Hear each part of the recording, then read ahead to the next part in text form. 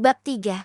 Tamu VIP di kandang makan mobil Honda HR-V putih milik Millie berbelok tajam memasuki area parkir sebuah SPBU 500 meter sebelum kantor Polres Metro. Millie mematikan mesin, lalu menarik napas panjang. Tangannya mencengkeram setir erat-erat, menyalurkan gemuruh di dadanya. Jangan menangis, Millie. Air mata tidak akan menyelesaikan masalah. Bisiknya pada pantulan dirinya di kaca spion tengah. Ia meraih tas besar di kursi penumpang. Di dalam mobil yang sempit itu, Millie melakukan ritual pergantian kulit.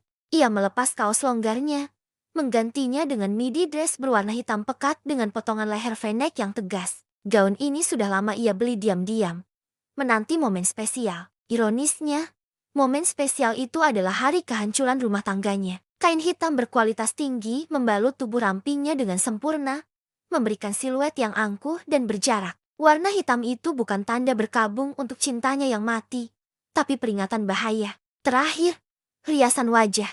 Millie tidak menyapukan warna-warna lembut. Ia meraih lipstik matte berwarna merah darah bold crimson. Saat ia memoleskan warna merah menyala itu ke bibirnya, sosok ibu rumah tangga yang tadi pagi membuatkan teh untuk dikalenyak. Di cermin itu, kini berdiri seorang wanita yang siap menghadiri upacara pemakaman pernikahannya sendiri. Ia menyemprotkan parfum Chanel di pergelangan tangan dan leher. Wangi vanila bercampur mask yang elegan menguat, menciptakan aura intimidasi yang tak kasat mata. Demi Dika, gumamnya mantap. Millie memasang kacamata hitamnya, menyambar tas berisi dokumen bukti, lalu kembali melajukan mobilnya menuju kantor polisi. Suasana di meja piket sentra pelayanan kepolisian terpadu SPKT Polres Metro siang itu cukup riuh dan panas. Kipas angin dinding yang berputar kencang, seolah tak berdaya melawan hawa panas Jakarta. Ada dua bapak-bapak yang sedang berdebat sengit soal batas tanah, dan seorang pemuda bertato yang tertangkap mabuk sedang meracau di pojokan. Namun, keriuhan itu mendadak surut, seperti ada tombol mute yang ditekan oleh tangan tak terlihat. Keheningan canggung merayap ketika suara high heels beradu dengan lantai keramik terdengar mendekat dari arah pintu utama. Iramanya teratur, tegas, dan penuh percaya diri. Millie melangkah masuk. Gaun hitamnya bergerak anggun di setiap langkah, kontras sekali dengan seragam coklat petugas dan suasana kantor yang kaku. Aroma parfum mahalnya seketika menguar, menampar bau apek keringat dan asap rokok yang sedari tadi menguasai ruangan. Seorang petugas muda berpangkat bribda yang tadinya sedang terkantuk-kantuk di meja piket langsung berdiri tegak. Matanya membelalak, lalu dengan gugup ia merapikan seragamnya yang sedikit kusut. Dalam benaknya, wanita ini pasti bukan orang sembarangan. Aura yang dipancarkannya terlalu kuat untuk sekadar warga biasa yang mau buat laporan kehilangan KTP. Penampilannya terlalu mahal. Istri jenderal, atau mungkin kerabat pejabat tinggi yang sedang melakukan sidak diam-diam. Batin si petugas panik. "Selamat siang, Ibu," sapa petugas itu dengan nada hormat yang berlebihan. Bahkan tubuhnya refleks membungkuk sopan. "Ada yang bisa kami bantu, Ibu?" "Sudah ada janji dengan Bapak." Millie berhenti tepat di depan meja piket. Ia menurunkan sedikit kacamata hitamnya, menatap petugas itu datar tanpa senyum sedikit pun. Tatapan yang seolah bisa membekukan air mendidih. "Saya mau bertemu pimpinan unit reskrim," ucap Millie singkat. Suaranya tenang, rendah, tapi memiliki penekanan otoriter yang alami. Si petugas menelan ludah. Ia tidak berani bertanya keperluannya apa seperti prosedur standar. Insting bawah sadarnya berteriak, "Jangan bikin masalah dengan wanita ini." "Siap, maksud Ibu, Bapak Kasat Reskrim." Millie hanya mengangguk kecil. "Mari, Ibu. Silakan lewat sini." Petugas itu buru-buru keluar dari balik meja. "Kebetulan Bapak Kasat ada di ruangan. Mari saya antar langsung." "Bu, lewat jalur dalam saja biar tidak panas." Tanpa diperiksa, tanpa diminta KTP, Millie berjalan mengikuti petugas itu. Ia membelah kerumunan warga yang menatapnya dengan mulut terbuka. Ia berjalan dengan punggung tegak, dagu terangkat, seolah ia sedang berjalan di catwalk, bukan di koridor kantor polisi yang penuh poster buronan.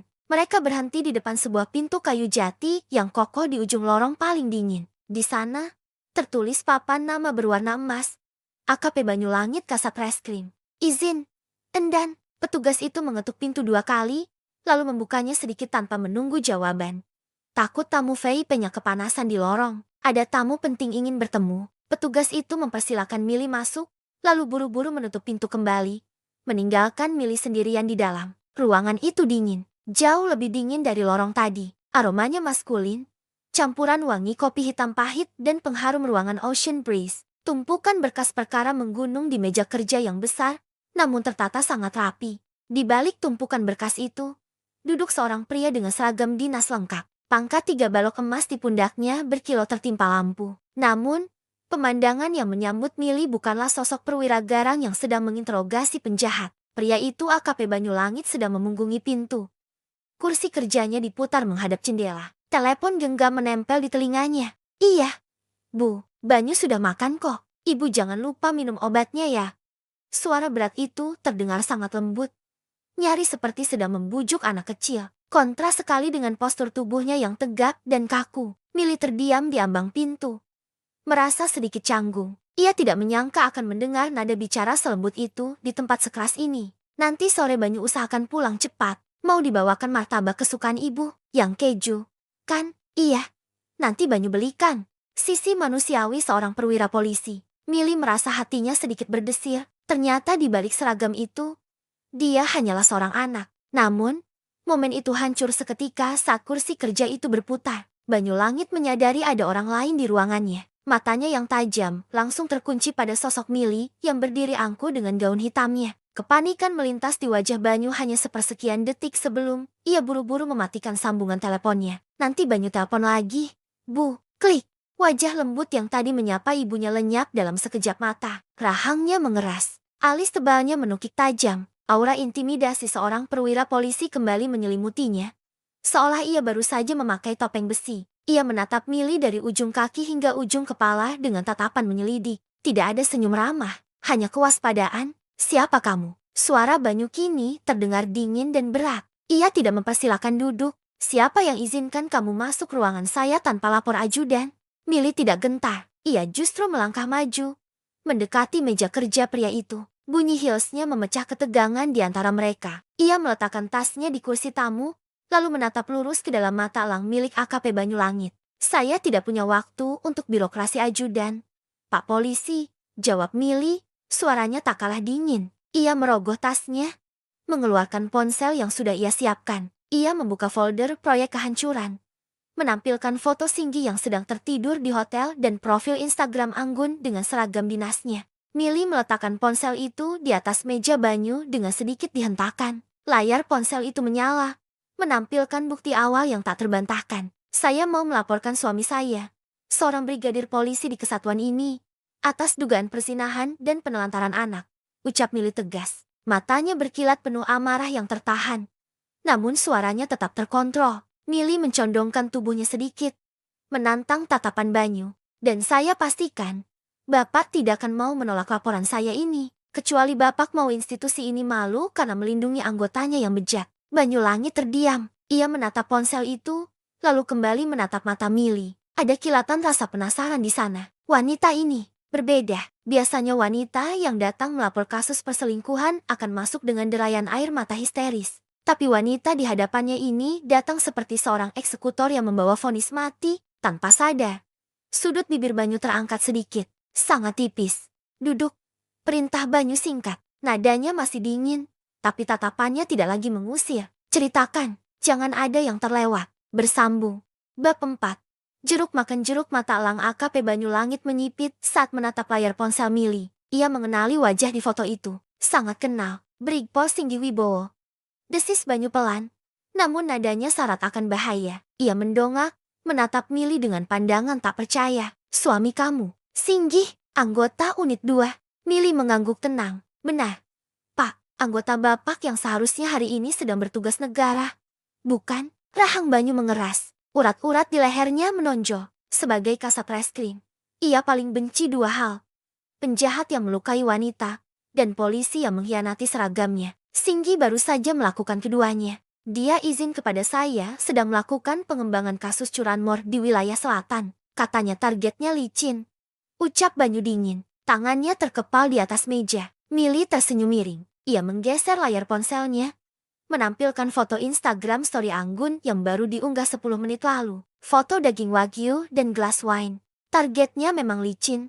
Pak, selicin daging wagyu yang sedang dia makan di Senopati sekarang.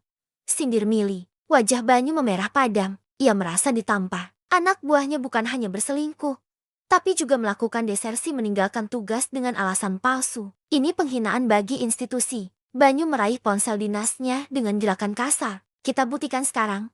Kiram Banyu. Ia mencari kontak bernama Brigpol Singgih Unit 2, lalu menekan tombol panggil. Sebelum menempelkan ke telinga, ia menekan tombol loudspeaker. Milly duduk tegak, menahan napas. Jantungnya berdegup kencang menanti suara suaminya. Tut, tut, panggilan tersambung. Siap, izin. Endan. Suara Singgih terdengar dari pengeras suara. Terdengar sedikit ngos-ngosan dan ada suara bising samar di latar belakang, mungkin suara musik restoran yang ia coba samarkan. Banyu menatap mata Milly lekat-lekat, memberi isyarat agar Milly tetap diam. Posisi di mana? Singgih, tanya Banyu. Suaranya datar, tenang, namun mencekam. Seperti permukaan laut sebelum badai. Ada jeda sejenak di seberang sana. Milly bisa membayangkan otak licik suaminya sedang memutar skenario. Siap. Endan, masih di lapangan. Posisi di Jalan Fatmawati. Lagi mapping pergerakan target. Tadi informan bilang target mau geser ke arah Blok M. Jawab Singgih lancar. Sangat meyakinkan. Milly menutup mulutnya dengan tangan, menahan tawa sinis yang ingin meledak. Hebat sekali kamu mengarang cerita, Mas. Batinnya. Banyu melirik jam tangannya, lalu melirik foto di ponsel Milly. Lokasi tag di SCBD, bukan Fatmawati. Oh, begitu. Respon Banyu datar. Situasi aman. Aman terkendali. Endan, cuma agak macet. Izin. Mungkin saya akan pulang larut malam ini. Harus nunggu target keluar dari sarangnya. Tambah Singgih. Menambah dosis kebohongannya. Target keluar dari sarang. Ulang Banyu pelan. Matanya berkilat marah. Oke, lanjut. Jangan sampai lolos. Siap. 86. Endan. Klik. Sambungan terputus. Banyu melempar ponselnya ke atas tumpukan berkas. Suaranya berdebum keras, membuat petugas piket di luar ruangan mungkin terlonjak kaget. Bangsat. Umpat Banyu pelan. Ia jarang mengumpat. Tapi kali ini ia tidak bisa menahannya. Ia bangkit dari kursinya, berjalan mondar-mandir di belakang meja kerjanya dengan napas memburu. Dia membohongi pimpinannya demi perempuan itu.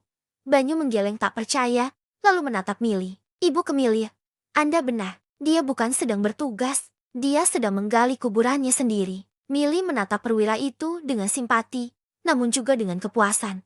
Sekarang Bapak percaya? Tanya Milly. Dia memakai alasan dinas dan lidik untuk menipu saya selama berbulan-bulan. Dan ternyata, dia juga menipu Bapak. Banyu berhenti mondar-mandir. Ia menumpukan kedua tangannya di meja, mencondongkan tubuh ke arah Milly. Wajahnya kini serius, mode tempurnya sudah aktif sepenuhnya. Bu Milly, panggil Banyu tegas. Sebagai istri, Anda punya hak untuk melapor. Tapi sebagai atasan, saya punya kewajiban untuk menindak anggota yang indisipliner. Banyu mengambil HT handitoki yang ada di mejanya. Unit Buser merapat ke ruangan kasak. Sekarang, senyap. Setelah meletakkan HT, Banyu menatap Milly lagi.